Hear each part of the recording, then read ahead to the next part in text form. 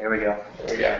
Hi, I'm Rucksack Brian from hostelmanagement.com. We're coming today live from the Hostel Management Unconference at Way Hostel in Madrid. We've got a wonderful collection of folks come together for this unconference, including several top hostels from around the world, award-winning, #1 best hostels. So we're taking the opportunity to gather together in one place and ask a bunch of questions about how exactly they've managed to become some of the best, and how you can do it too. Let's give a chance for everyone to introduce themselves. Perhaps start with Juliana. Hi, I'm Juliana. I'm a manager and owner at Transylvania Hostel in Cluj-Napoca, Romania. We have the hostel for 7 years now. We won the best hostel in Romania for 3 times in this 7 years, and for the last 2 years consecutively. Wonderful.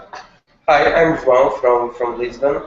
I'm the owner and the general director of Destination Hostels. We are a small chain with 3 hostels, and they have been collecting several important awards. So thank you, Brian, for this invitation. I feel honored.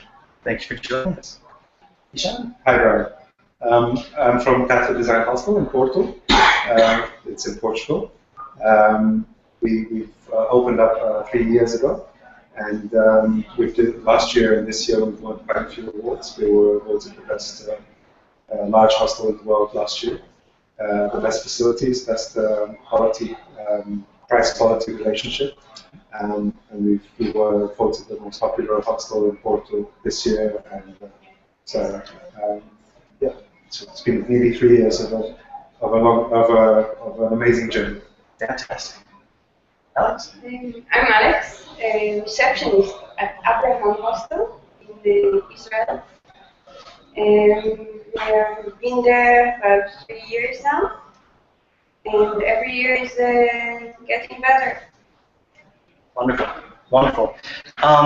For each of you guys, you've got wonderful reviews, you've got awards coming in.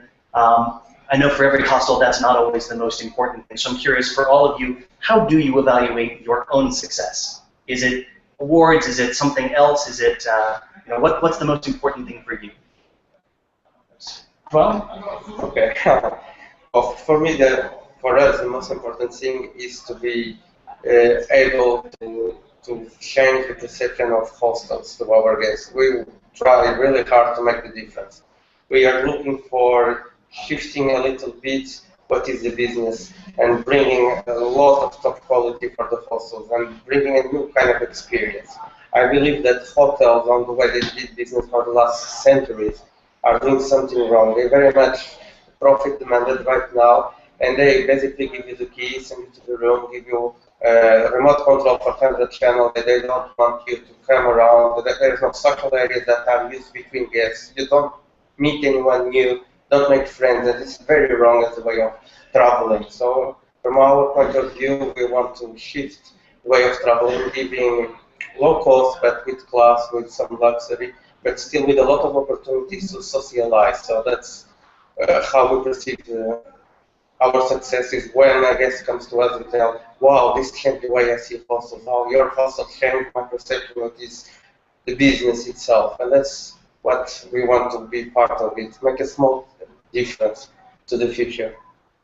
Wonderful. Alex, you come with a different perspective because you are not the owner of the hostel, you're actually working on the team that's making all this magic happen. For you, what do you consider to be the definition of your success? How do you define your own success? As a receptionist, definitely, maybe in a similar way, the most important thing, even more important for a receptionist, is just the vibe and the responses we get from the guests.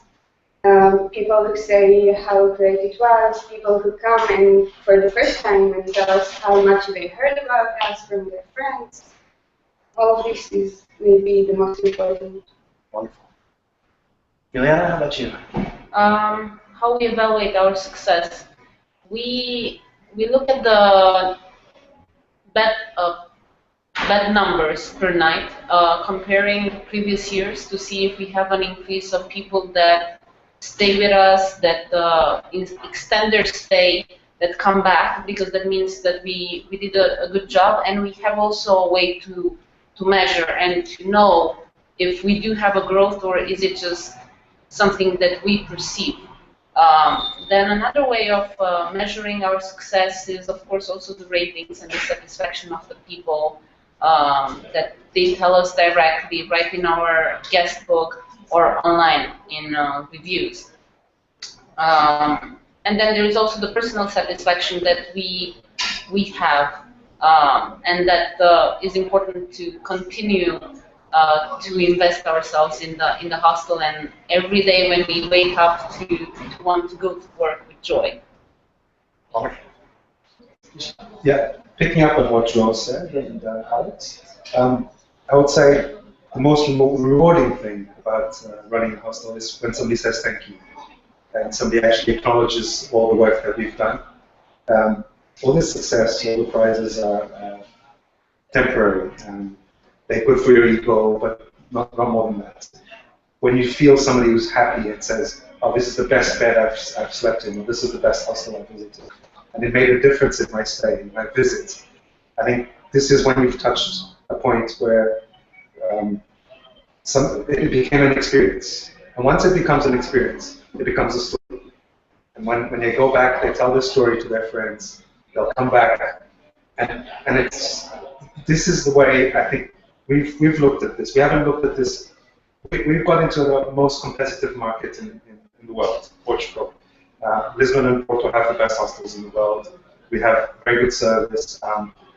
And when we went into the market, being a big hostel in Porto, we had to tone down the emphasis on making money and mostly working on the basis of getting known and getting the idea across that we are there to help. We are there to help the experience in Porto.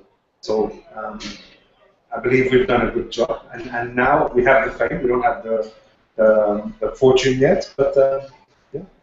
Okay. So you've actually shifted your focus from being on basically making all the money that you can as a business, increasing maximizing the profit, and instead you focused on maximizing the quality and the experience. That's the only way we could go about it, I think. Is that what you would credit your success to, the success of your hostel? Definitely. Definitely. Because if we were price-oriented or profit-oriented, we wouldn't have reached the success we've reached. Okay. What about the rest of you? What do you credit as the biggest reason for the successes that you've had? What's what? What's the reason for your hostel success? The biggest reason?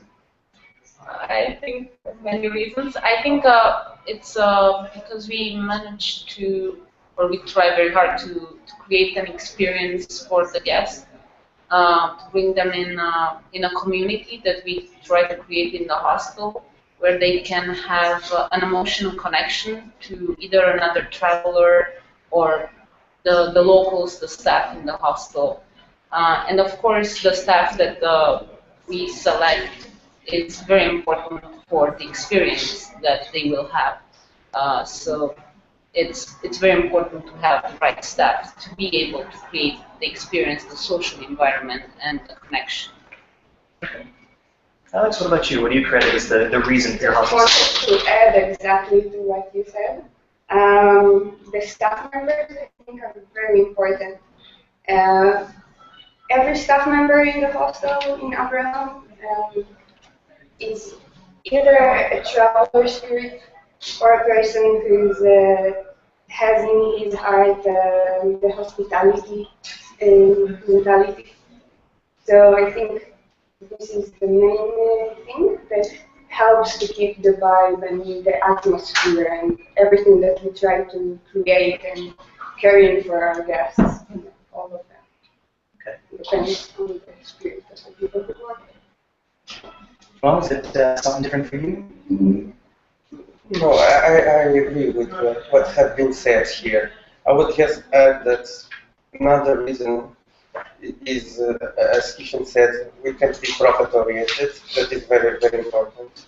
The most successful, and I think success here is being measured by quality or awards, is not the same as the economical successful, because most likely the hostel will more award what be the most profit ones. And another reason I would add would be that we never happy. I mean, we don't focus in what we do good. We always focus what we do wrong. And every day it's a fight to improve a little bit and to correct what we don't do good. So when I go home, I don't go to sleep happy thinking about, oh, I did all these things good and we're getting some good results. I'm always focused, I still need to do that, still cover that, then improve that. And I'm always seeing there's so much to improve, and that's why we have put in all our energy. So we're not focused on the awards or the profit. I'm never seeing that. I'm just seeing the light in the end of the tunnel, as trying to approach there and to cover up what is still missing, what we can improve, what our guests deserve from us. Still a little bit more to run. But that doesn't mean you're unhappy. You can be happy about all the stuff you still have to do. This is one of the problems of humankind, and one of the qualities is never happy, and that's why we always develop it. So it's kind of in the humankind. So you put the emphasis on the areas where you can become even better. That's what drives me to do more, is to improve. I mean, if I was happy, I would sleep over what I have, and then it's not in our plans. That's actually interesting you mentioned this, because for hostels you have to be constantly improving, constantly getting better, and to be quite honest, being brilliant and coming up with these wonderful creative ideas all the time is really hard. And so there comes a point where you kind of you lose that inspiration, you lose that genius spark, and you've got to look outside of your own hostel and outside of your own thoughts to get that. Have you looked around at other businesses, whether it's accommodation providers or completely something totally different, to find inspiration for your own hostel? Where do you get the ideas and the inspiration for your hostels? Sean? Inspiration's everywhere. Recently we found that our 10-year-old daughter, yeah, she loves coming to the hostel. She's there, she's in the English school, she sits down and dinner with the staff. And she's always the center of attention. And she's had some brilliant ideas. I mean, inspiration is everywhere. You don't have to. I think inspiration comes to you when you're less defensive. When you're on holidays or when you're in the toilets. I don't know. Brilliance comes to you when you're on the toilet. I'm curious, what kind of inspiration has come from your daughter? Can you give us an example of something that you incorporated? She just remembered to put a paper on the reception that said, "Take a smile," yeah, and we cut it up. And people actually started taking the smiles, yeah, and people smile when they take the little paper. Things like that. She's had some other ideas, which I'd like to keep to myself, because. But yeah, she's some of the ideas are obviously a 10-year-old are not feasible, but some of them are really good. Yeah. And I would imagine most hostels out there are not looking to 10-year-olds for their ideas. We try to involve our team. We have a large hostel. We have 148 beds when we're full. It was daunting for us, understanding that we were building a business which is very based on customer relationships, and we would not be there because we have two kids at home. We're not your average hostel owner who's 20-something.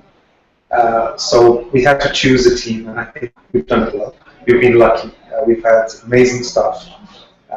They've done a lot of good things for us, and we try to keep them involved. And sometimes they have amazing ideas in which we use in our reception or use on our day-to-day. And they become. Just now, one of our staff had the idea of making the whole breakfast into a Portuguese lesson, and we're using it. Fantastic. And people are actually talking about it. So. I love it. Alex, what about you? Where do you find inspiration, or where's the hostel find the inspiration and ideas? When you said the most brilliant ideas are when you're not defensive, that really kicked something in, because I thought about it before, and I think this is actually the best way to put it in words.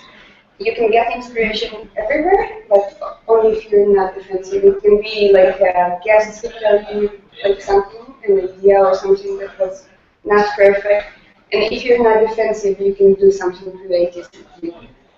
Also, like our managers all the time just come to us and ask, well, what would you like to do in the hostel? What special thing do you think you help and improve?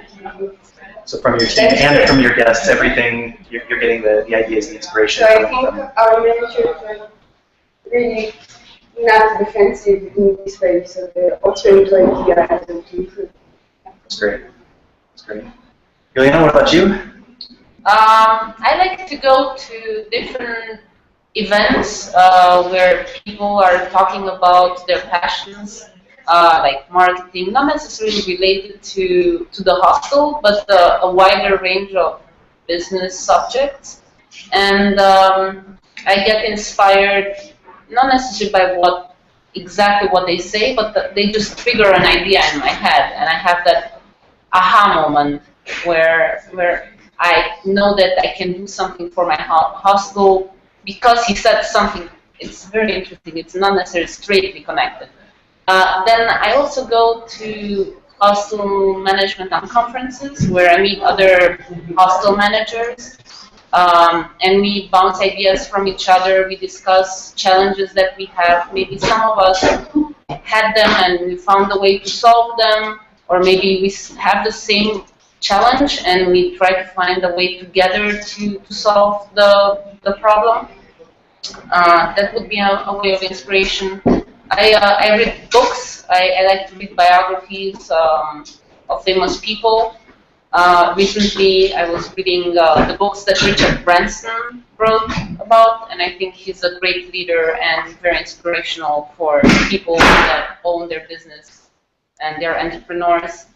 And of course, through traveling myself in hostels and through being myself a backpacker and seeing what I like in a hostel and also what I dislike, and I wonder for my hostel, do my guests experience this? I should make sure that this doesn't happen in my hostel. And of course, we involve the receptionists. We try to bring them in and ask them which talents they have and if they would like to bring it in the hostel and implement in their day-to-day activities. Feedback from guests. There are many places you can get inspiration from. You're sitting in a rainstorm of inspiration. Oh, yeah. The problem is put them into practice. Joel, how about you? Are you getting inspiration from somewhere different? No, basically the same places. Traveling is a wonderful source of inspiration, being relaxed and just watching. I like looking at the nature and trying to see their ways of using the cleverness of nature inside of the hostel. I like to always imagine ways of approaching the guests that don't know themselves and put them to socialize more easily. So sometimes looking at the behavior of animals and nature helps us to get some ideas how to do that. Brian is laughing because already thinking about not only those words. Not only those words. In terms of business-wise, airline low-cost companies are always inspiring because they are seem to be always inventing new ways of creating business from nowhere, and I like to look about the business of the low-cost airline companies as a way of sometimes seeing different ways of applying inside of the hostel because it's a truly low-cost business. The low cost is interesting too because they have huge budgets to go out and do focus groups and try to figure out what works and what doesn't, put it into place, and the things that work for them are probably the ones most likely to work for other businesses as well. I totally agree. I mean, and especially because they have a product that is normally going from A to B, and that's the same product, and they go partially at the same time or at the same time, and still they can sell it so different ways.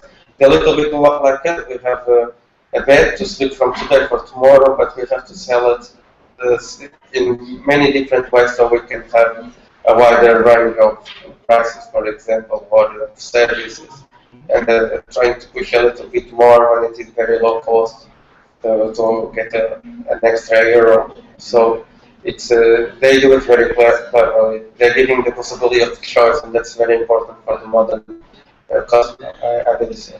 Okay. So each of you guys are taking inspiration from different places. You're incorporating it in different ways into your hostels. It's very difficult to take all of that, put it into practice, and get yourself to the top, but it's even more difficult to stay there. How are you guys maintaining your quality year after year in the hostels to make sure that your facilities, your services, everything are still keeping that really high level? How can you maintain that? Alex, what do you think? I think the best motivation in keeping doing good work is just that we already have the experience, we already have the responses, we already have the guests. So it's always just maintaining the want to continue making people happy. Okay. So it's all about motivation for providing that service. That has to stay high. Yeah, I think we all do have that motivation because otherwise we won't be doing what we do. True enough. If you lose motivation to continue to provide great service, you're not going to. Okay. Ileana? We ask our guests to tell us what they like and what they don't like, to give us a feedback. The things that they don't like, we try to improve, we try to change. And the things that they like, we turn it into a procedure so that it can be repeated. So the good experience from one guest can be given to every single guest that will ever come through. So the good practices, they become sustainable. And then there is also the staff that is also encouraged to come with suggestions because they're the ones that engage with the guests. They see how they respond to different things, and they also can tell you what works for them and not. And the staff is very important to be happy and to be motivated because they are the ones that are going to provide the services to the guests. And if they are not happy, the guests will feel that very soon. Joel, how do you maintain your quality year after year? We don't maintain our quality. We still are in the original plan. We still didn't what was the original plan. So year after year, we're still trying to cover all the missed things on the beginning. Because when we start, we didn't have enough money. We bought not so good quality or something like that. So we're still trying to reach where we imagine ourselves. So our projection is still a little bit far ahead. And we, as I said in the beginning, we're not trying to renovate, we're still trying to achieve where we sought to go. Okay, so you're putting the focus on the basics of the hostel. Yes, there's still so many things that we can improve that we already saw. And we identify sometimes even we did it wrong with the conscience that we could, at that set of time we couldn't do better, or for budget reasons or for other circumstances. But we always kept in mind, as soon as possible we would improve this and that, and we're still working on those things. I mean, finally now some things are being covered. I mean, my oldest hostel is off on the Plateau Hostel. It's roughly 8 years old, and finally we're doing the decoration of the rooms as we always thought to have it. And only after 8 years we got the time and the money and the opportunity to do it. And finally, we plant the grass that will survive more than 1 year, because all the other times when we plant the grass, we didn't do it properly for lack of time or money or whatever. This time we said, no, let's do it for a couple of years. And so, you see, it's a process never ending, I believe so. And finally, we have maintenance, staff for maintenance, that work is just for them to keep things in order. But based on my free time, which doesn't exist with 2 girls, now 2 baby girls, so it's, yeah. Okay, and it's not because that you didn't know that you needed these things to begin with, it's just simply you didn't have the resources at the time. Yes. Yes, and one thing is true, our clients are getting more demanding, but it's good. I mean, the good competition is getting more demanding, high, and that makes you move more fast and be alive. Feel alive. You still have to put all the energy necessary, like almost it was at the start. the beginning of the business. And in Portugal in particular, the bar is set incredibly high. So when people, your competitors, are pushing the limits, they're really pushing the limits. So it makes it very difficult to make sure that you're staying and keeping up with what the trends are in the area. That's true. But it's good. I mean, this is what also gives us a little bit of a positive immersion about it, because you feel you are surfing on top of the wave, and then you feel that you are within the most developing some sector. Somehow gives you a nice feeling. Okay. What about you? How do you maintain the quality and consistency? I used to hear that getting to the top is hard. Keeping yourself in the top is harder. And now I feel it. Because expectations are different. And we have this ongoing conversation within our hostel. How much do we sell in our website? We tell people we are the best hostel in the world. They will expect the best hostel in the world. The expectation is so high that their experience probably would not reach their expectations. So I believe there's a fine balance, because we have to sell beforehand. We need to get the clients to reserve with us. It's a hard balance. We need to keep reinvesting. That's a constant thing in our minds. We need, this year we put air conditioning in our rooms, and even though whenever you put down your guard, I keep telling everybody around me, and this has become a mantra within our organization, is when you don't find anything to believe or to be better at, you're dead. So you always look for something new to be better, and this is what we try to do with all the people that are working with us, be it marketing, be it reception staff, be it in our breakfast. Every little point, there's always something to do better. And if you keep looking, you'll always find things to do better at. I believe we've got where we have because we never put our guard down. That's the most important. When you believe you are the best, you will stop being the best. Mm-hmm. Yeah, as soon as you stop, as soon as you let your ego believe that you are the best. We read a lot of reviews. I mean, we find out things about our hostel sometimes more easily by reviews than from what staff tells us. You know, there's a broken shower in room 45 because somebody wrote about it. And it's basically, there's a lot of information. You can talk to your staff, you can talk to your guests, you can read your reviews. Just believe that you're not the best, always. And always think there are very cheap ways of improving your service. Sometimes it's not about money, it's just about a different way of doing things. And being willing to accept a new approach and try it. And you touched on a really important point. There is a plateau when your scores go very high, whether it's awards or just simply your ratings. You reach a certain extent, and there's a plateau because the expectations of the guests become so high. They say, oh, well, you must be perfect, you must be amazing. And they come in with expectations that are too high. How do you handle that? How do you approach that to find that happy balance where you're not bragging, but at the same time you are... It's hard. In our business, a couple of years ago in Hostel Conference, there was Ryanair CEO was there. He was explaining how they do it. Basically what they do is people don't expect anything from it. And then suddenly you arrive like 10 minutes early, and then that music goes off, and people are all happy and clapping. And so the expectation, that's the hard thing to...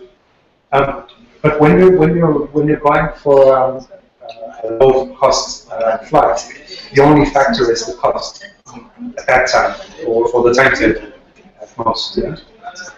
When you're looking for a hostel, we sell within the hostel business. We sell at a top end of the market. So our prices will be a par with similar hostels or similar quality hostels. So it's not price based. So it becomes harder. It's a game of how much do you sell? How much do you want them to feel when they get there? So where is the balance? If you don't sell it enough, beforehand, they won't cope with you. It's always finding this balance, which is hard. And because people are getting, hostels are evolving, people are evolving, people are expecting more. If you have a good idea, or somebody in the hostel industry has a good idea, so other hostels will copy. So people expect more and more. And this is the way business goes. So you just have to keep on giving them more, keeping an eye on your bottom line, which is the most important thing. Make sure you make money and enjoy the ride. Okay. Just as easy as that. It's not that. Juliana, have you experienced this, where your customers' expectations are starting to rise and you have to counterbalance because they get too high? It depends on the traveler. Some, because we are talking about awards given and awarded. The traveler doesn't really know that you have an award, normally. The people that know that you have an award are other hostels, mostly your competition that is going to look at you and try to copy what you do or wonder why do you do what you do different. The backpackers, it depends on their expectations. If you set the right expectations in the pictures or in the description or in the reviews, then they will come in with a positive attitude. If you don't manage to do that, they might come in with very high expectations that you cannot deliver, and that's when it's a problem. And you mentioned that the hostel awards that hostels receive most likely are most recognized by the hostel themselves or their colleagues, but not so much by the guests. They are not very much advertised. The hostel awards, they're important for us. It feels nice to receive one, but they're not really as important as we think that they are. Not so important to the guests. Not so important. In your city, what is your rating? Is it much above the rest of the competition? Last year it was a 10% difference 10%. between us. Yeah, points. For you to understand, in Porto, where we are, there are probably like 12, 13 hostels which have a rating over 90%. In Lisbon, maybe 20, 25. Yeah. Yeah. So It depends on the city. It becomes it's a different ballgame. Yeah, it depends on the city because right now our sign that we won an award is somewhere down on the page, and there is no visible other sign that we won something. We were awarded, given. I cannot say it was won. So yeah, I don't know. The guests with their expectations. It's actually you can do a lot of expectations in how you present yourself and what you tell your guests. I would say never say something that you will give them and not do that. Rather say less and give more than the other way. And it's an interesting point that you brought up, that in areas where the competition is very, very tight, lots of hostels, and a very small difference, then things like an award or something become more important. We've tried to undersell ourselves. We have the wow factor afterwards, but then we don't get the bookings. So. Okay. It's I have to admit, Portugal is a very, very competitive market, and I admire you guys a lot. Joel, I'm curious about you. Have you had any experience with the guest expectations becoming too high and having to balance that out? Yeah, especially with our last hostel, the Sunset Destination Hostel. It's for the ones that don't know us, it's in a train station on the first floor of a train station. Basically on top of the river, so we have a terrace, the pool, and pool overviews the river. So when we did open, we got a lot of press coverage, and we started having some guests, local guests, so Portuguese guests, which wasn't our main guest at all. It wasn't even in our top 10, but started coming a little bit with all this good press. And they're not so used about what is a hostel, they look for more for the privates. And because of the structure of the building, there is a long corridor that goes in a U shape, and then there is rooms not one side and the other, but the guests from one side. So there's a lot of privacy, and the rooms has a lot of space. So almost a feeling of a boutique hotel. And we had to write it on the top of the reception something. We are just a hostel because we are forgetting, and our reviews wasn't so good, was lower. So it was a question of communication, saying, hey, okay, let's lower a little bit these expectations. It's a great location, it's a great building, it's a historical monument, it has a pool and all, but still just a hostel. So our things that we can't offer in terms of service, and we actually don't want to provide it or to offer. It's a conscious statement. So we wrote with just a hostel.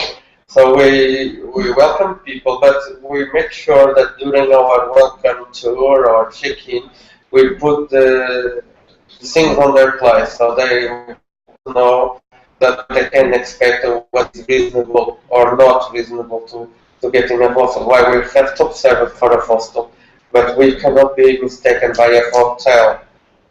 Yeah, so that's very difficult, and it's one of the most tricky things is to manage the expectations. As you're getting better, they expect more and more. I always tell the story about the breakfast. The breakfast 8 years ago was the most simple thing in the world. I mean, a hostel that would have free coffee and tea during the day would be a winner. I mean, it would be something to buzz about. And people would talk about that, oh, you go to this place because they have free tea and coffee. Now no one pays attention to that anymore.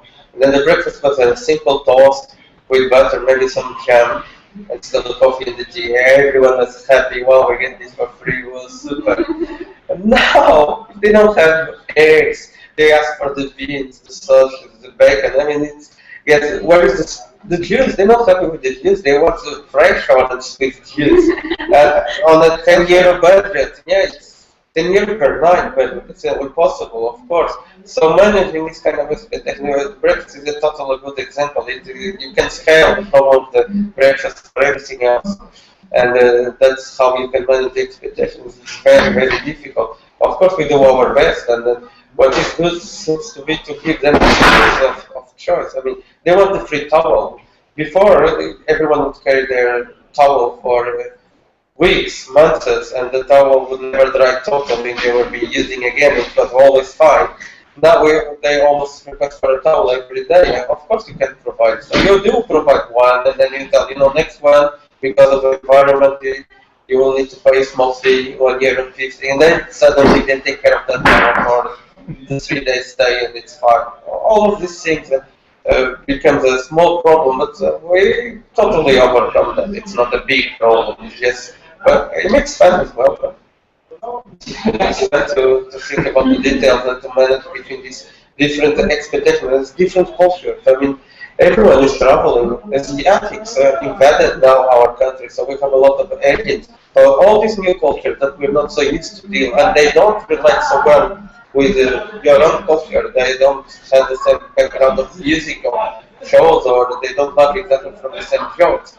That puts all a new and more global problem to manage between cultures and manage between expectations. Different cultures have different expectations. Alex, when you're working on the reception, have you noticed a lot of these same problems where people come in and they're constantly expecting more and more? There's two parts of it. One part is before the booking itself, when the person writes an email or calls and asks questions, and sometimes you hear that maybe they expect something different. You understand when they ask about something about our hotel, things like this. So at this point, it's very important to be true. Just to tell them. And put the emphasis on what is important in your hostel. For example, with us, it would be the rooms are very simple, but we have a great lounge area and we offer great communal spaces and stuff like that, for example.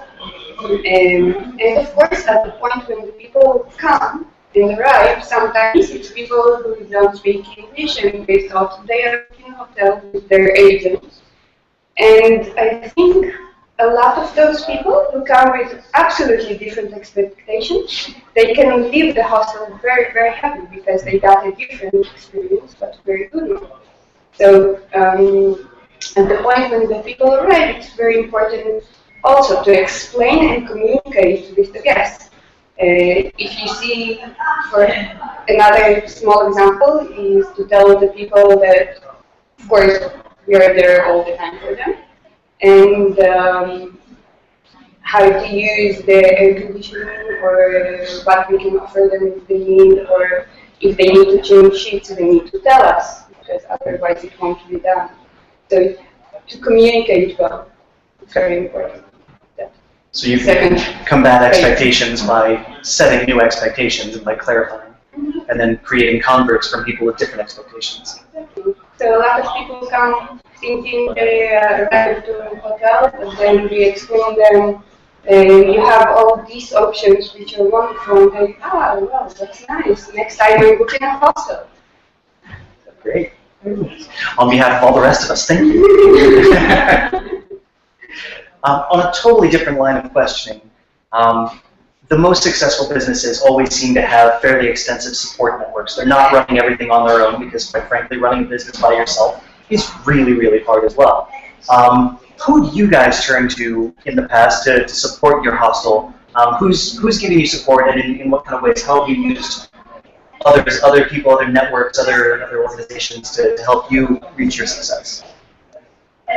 Is that clear? Yeah. Well, one person, my wife. She's my yang. I have a business background. I used to import toys from China. I'm a very numbers guy. She's got a psychologist background. She's a people person. She's the soul and the head. So we complement each other very well. For 3 years, we went through the normal financial problems. When you open a hostel, you overspend, and it takes longer to open than you were expecting. And finally now we are actually reorganizing everything, so we have some support staff. So yeah, but I would say definitely 100%. Kimali. She's the number one. She's number one. Alex, do you know who your hostel has used for support, or who you use as support? I think there is a lot of support between the hostel owners, because we have a few, not one or two. And I think it's a very good organization of how they work together, which really supports all the different departments and everything. And also, I think it's one of the important parts of the visions of the hostel, that we're not just an independent business that wants to make money. The thing seems to be there for the travelers and to work with other hostels, and we created the IOH network, which is the Israeli hostels. We do work a lot with other businesses. Even building tours, which involves a few hostels together. Or when we work with the community sometimes. For example, we offer a special tour to visit the Hasidic neighborhood in Jerusalem, which involves really getting into the community. So that's all part of the vision. Okay, so it's not just the other hostels in the network, but it's also the local community as well. Fantastic. Juliana, who have you turned to for help, and how have they helped you? When I opened the hostel, I had a friend that had some management experience, and I spent some time with her talking about the hostel and the challenges or the ideas that I had. So it was a more mentoring, coaching session, where I was talking and maybe she was asking some questions, so that I got my ideas clear, and I found that very, very, very useful. My family that supported me financially and morally, and then when I started the hostel, I was involved in a student organization, and that helped me to have a network of people to have to employ, or to have just the right connections, to find the suppliers that I needed. And now, these days, we have a consultant in the hostel that is just for hostels. Then other hostel managers that we have partnerships with, and we work together to find solutions to different things that we come up with, and our suppliers. I think we have a very good relationship with our suppliers. When we need the sheets to be delivered faster, for example, we call the supplier and say, hey, could you please turn over and bring us back the sheet, because we had a huge group leaving and somebody else is coming back, and just the turnover is too fast. So they need to work faster also for us. So lots of places. Yeah, lots of support. John, who do you turn to for support, and how do they help you? Obviously, the answer is also on line of the other ones, the family and friends, of course, especially in the beginning for smaller details. But I would also say the competition. We always look for the competition for the solutions, because they most likely have been there. So in some cases, we just pick the phone and say, hey, hello, we have this problem. How can we solve it? Is it a common problem? How you guys better for this subject, and we share experience, and or yes, we do observation as well. So the fact there is a very strong competition makes it also very like a library of solutions. There's not big problems that others didn't have it before as well. And if they are in the same market, it means they are quite similar. Probably they can be compared, or they can be scaled in the same context. And that's one of the sources that we watch and we communicate with. What a great point. The folks that are in your market facing the same challenges, the best ones to turn to understand the challenges that you're having. Yes. Maintain the relationships with them. That's really great. Wonderful. As you've gone through the process of building the hostel, changing the hostel, improving the hostel, maintaining the hostel, every one of you guys has probably run into roadblocks along the way, challenges that came up that were really particularly difficult. What kind of roadblocks have you guys come into that were particularly challenging, and how did you guys get past them? Juliana, would you like to start us off? Yeah, there are so many roadblocks. It's hard to pick from. What should I say? Can you pick another person right now? I don't know. Just pick another person. Alex, have you run across any roadblocks? Sure. Personally, for me, one of the biggest challenges is just as simple as remember breathing. Remember breathing. So I think for any person, anywhere, it's a very personal thing that would make them challenge. So that's on the personal level for me. And I'm getting better. As to the hostel, I think one of the biggest roadblocks would be last July situation in Israel, which I see you heard. And dealing with it was not easy, but being less offensive, as we said before, and being open-minded always helps. So we turned a lot to inbound, to changing a little bit even the types of rooms. Like we moved the dorm rooms to be more for family rooms, and we hosted babies.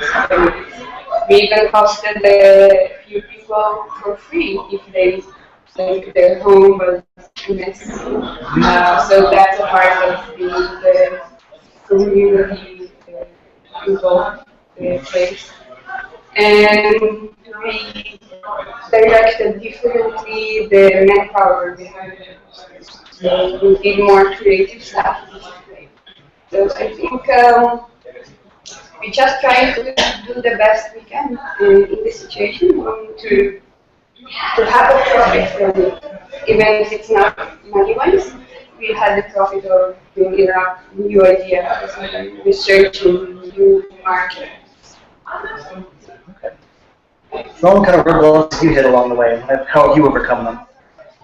There is no week without roadblock, so it's part of the journey, I would say. So we're used to it. I mean, no one thought it was a flat ground, so we know that's totally full of roadblocks all the way. So it's more an obstacle race than long race than a flat one. Anyway, I would say, like, in our particular case, the most difficult roadblock might be to deal with one of the landowners of the building. We don't own the buildings where we have the hostel. And there is one building that is more than 500 years old. It was the first university in Portugal. And the landowner is not such a easy person, or it is very money clever, I would say. So some old pipe breaks, and I call him. He knows that. He tells me, "Oh, I sent somebody next week," but he never has one pipe broken during 1 week because I have guests.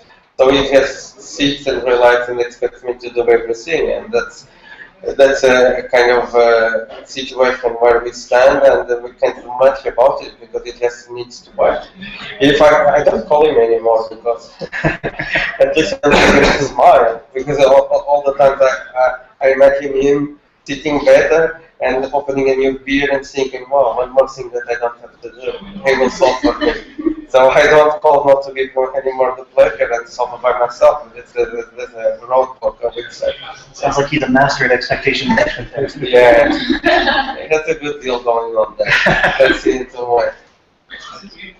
Yeah, okay. I remember one of our biggest roadblocks are the neighbors. We own the part of the building where the hostel is, but we have other apartments in the building that don't belong to us, and we have some neighbors there that are very sensitive to noise. So we try to put in procedures that will help keep the noise down after 11 o'clock at night, where we encounter guests when they come back from the city with whispering, or just turn off the bright lights and turn on the mood light, like a dimmer light. And in the end, we try to invite their apartments so that we don't have neighbors anymore. That's the best solution, I think. Just find that. So it's a good solution if you can do it. Until you have the money, then you have to work with what you can. Then other roadblocks is the low season. Is something that I think most of the hostels have to deal with. On one hand, you have the staff that should still be motivated and engaged and shouldn't get bored. So we try to give them additional marketing stuff, so their time that is not filled with guests is involved with more guests, basically, so that they have work. And then they're motivated and not bored. We try to target the people that are in the area or might be in the area for the low season. We won't go for the students that are in peak season for exams, for example. We will go for the Erasmus students that are in the nearby cities, and we know that they are there mostly for partying, and they are eager to explore the area that they're in. Another example would be the long-term travelers that we are trying to attract in a low season, because they're the ones that travel no matter what. Another roadblock. Yeah, we do. I can stop it. What kind of roadblocks have you hit, and how have you overcome them? The most important one is legal. Legal? Getting opening a legal hostel in Portugal. Where there was no legal framework. We did it. We had a large hostel. We knew that we were coming into the. When we started the project, there were like 60 odd beds in Portugal. When we opened, there was 1,200.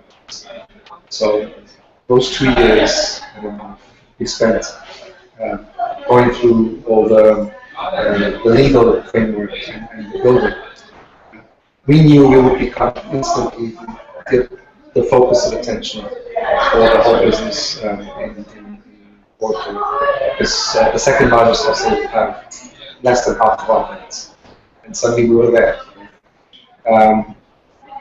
Getting over those obstacles was very hard. Because on one side, people say they want to help you, but on the other side, like getting things done when there is no legal framework is much harder. Because they won't understand in the local council. They had no laws. We had to help them to make the law, for them to understand what we were doing. That was the most. That's in the past, basically. And right now, we have something which is institutionalized in our company. Always think about things in this way. Have the courage to change the things that you can, accept the things you cannot, and have the wisdom to know the difference. Basically, go with the flow. For too long, we went against the flow. So right now, we try to understand the problem. Is there a problem we can change? Right now in Porto, we've been having some issues with people being robbed and in the street. Porto's always been a fairly safe place to visit. And recently we found that more often people are robbed in the streets. So we're trying to talk to people in the tourism industry or the local police or the local tourist board and get other people involved. And this is a problem where we can actually try to find a solution. So there are things we cannot. So we're just trying to find a way around them.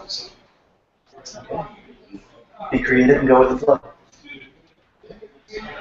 And the very last question I'll pose to you guys pertains to the reason why I've asked you guys in particular to be here is because you are top hostels, some of the best in the best. Your ratings are stellar.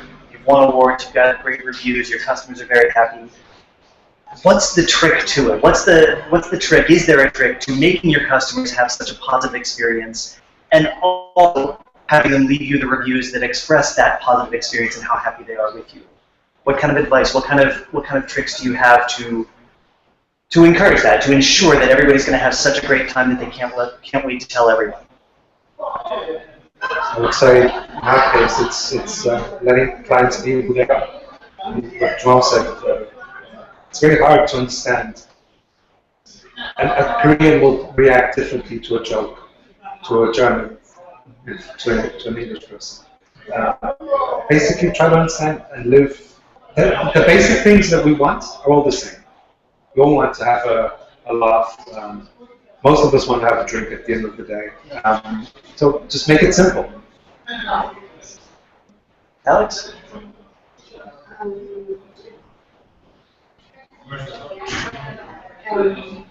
How do we get the reviews in there? That was the question? Essentially, yeah. It's how can you ensure that all of your guests are happy and have a positive experience, and then also how can you make sure that those people are leaving reviews, and how can you make sure that you're getting the reviews and positive reviews that you want? First of all, we can never ensure that we only get good reviews, of course. And we do ask for the reviews. You ask for them outright? Yeah, anyone who leaves the hostel get a request to leave a review. At the relevant review site or the review. How do you ask for that? There's a few ways. We used to actually send a letter to every review. There are companies who does that. Okay. So we try that.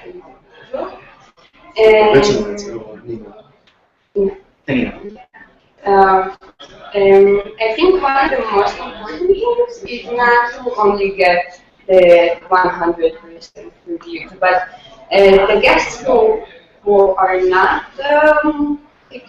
I don't know, those guests who are in the middle had a good time, but maybe they won't leave the best review ever. But if they do leave reviews, that gets you more reviews and the total is better. Okay, So having a lot of reviews, I think, is also important, because when you have a lot of reviews, that maybe you all get also better reviews, right? So if you have enough good reviews, okay.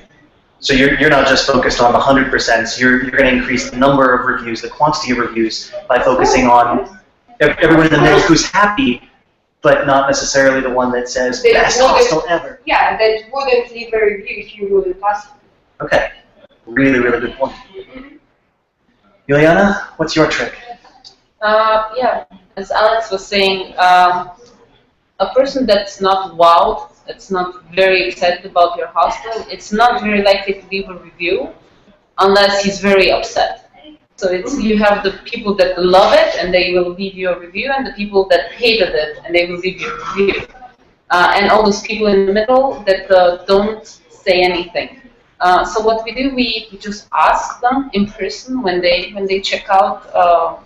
We ask them how their stay was, if they have any suggestions for us. If they do, then we write down the suggestion, and if possible, we will fix the problem that they had, and we will send them an email and thank them very much that they brought up the problem, because without their help, we wouldn't have solved that issue, and another guest would have had the same unpleasant experience.